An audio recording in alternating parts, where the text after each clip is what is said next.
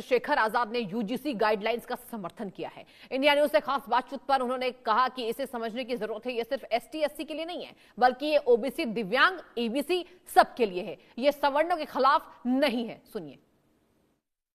बातचीत करने के लिए मौजूद है चंद्रशेखर आजाद। चंद्रशेखर, जिस तरह से हायर एजुकेशन में यूजीसी की गाइडलाइंस लागू हुई है और इसे लेकर के बवाल मचा हुआ है, यहाँ तक आपने देखा होगा बरेली के जज ने भी इस्तीफा दे दिया, हालांकि उसको सस्पेंड किया गया। क्या कहेंगे? देखिए, मैं ज़्यादा तो नहीं कह सकता कि उन्होंने इस्तीफा क्यों दिया।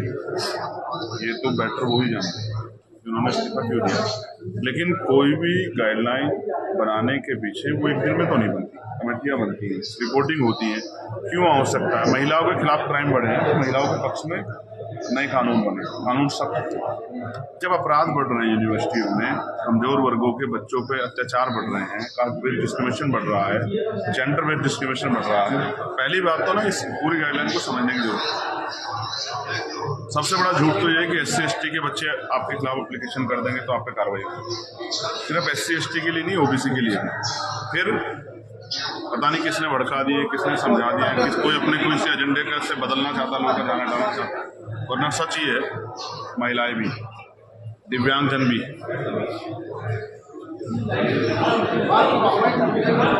सबसे इम्पोर्टेंट EBC भी।